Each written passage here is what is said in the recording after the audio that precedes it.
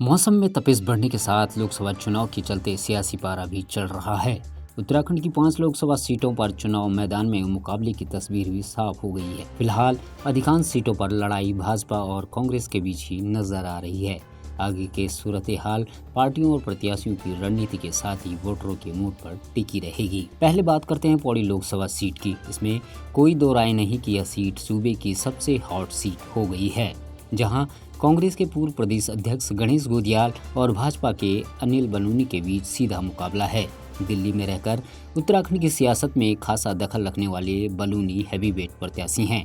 बीते मंगलवार को पौड़ी में उनके नामांकन में केंद्रीय मंत्री स्मृति ईरानी, पूर्व केंद्रीय मंत्री रमेश पोखरियाल निशंक, सीएम पुष्कर सिंह धामी, पूर्व सीएम तीरथ सिंह रावत, उत्तराखंड के कैबिनेट मंत्री डॉक्टर धन सिंह रावत, भाजपा के प्रदेश अध्यक्ष महेंद्र भट्ट जैसे दिग्गज शामिल हुए। इसके अलावा दिल्ली और देहरादून से पहुंची मीडिया की टीमों ने भी अनिल बलूनी की ताकत का एहसास करवाया। हालांकि जहां तक जनता के बीच स्वीकार्यता की बात है, तो इस मामले में बलूनी की परीक्षा अभी होनी बाकी है। जमीन पर चुनाव लड़कर उन्हें अभी तक सफलता नहीं मिली है।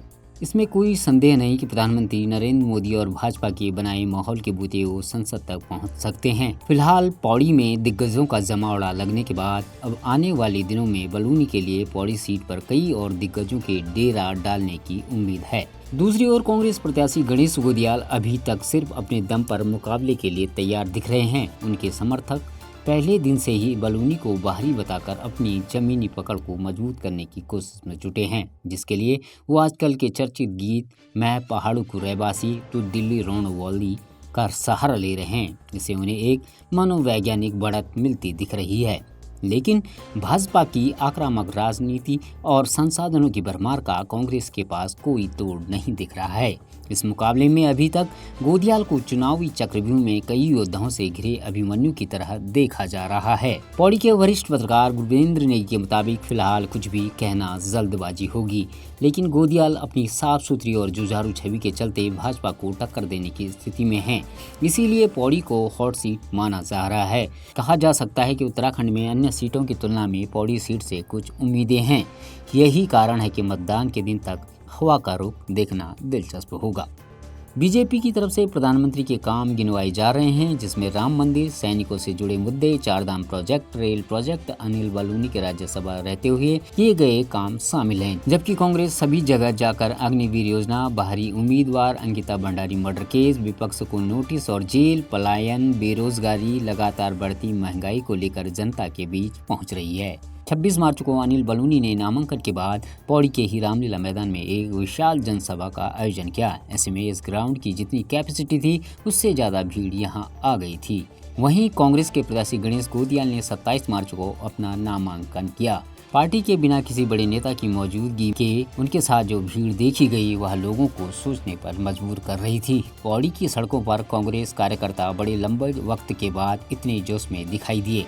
गणेश गोदियाल ने मंच से जो जोशीला भाषण गढ़वाली में दिया, उसकी पूरे प्रदेश के सियासी गलियारों और लोगों के बीच बड़ी चर्चा हो रही है।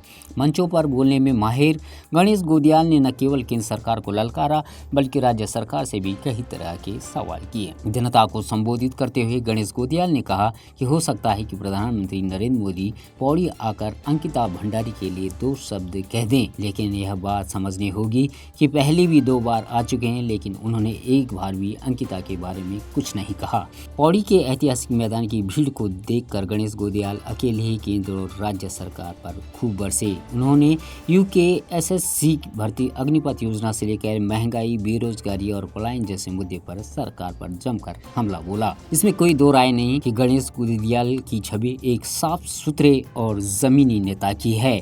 अब इसके लिए इंतजार करना होगा कि गणेश गोदियाल या अनिल बलूनी में से कौन किस पर भारी पड़ता है। फिलहाल 10 पॉइंट पर आज के लिए इतना ही। हमें दीजिए इजाज़त। हमारे इस चैनल को लाइक कीजिए, सब्सक्राइब कीजिए और शेयर कीजिए।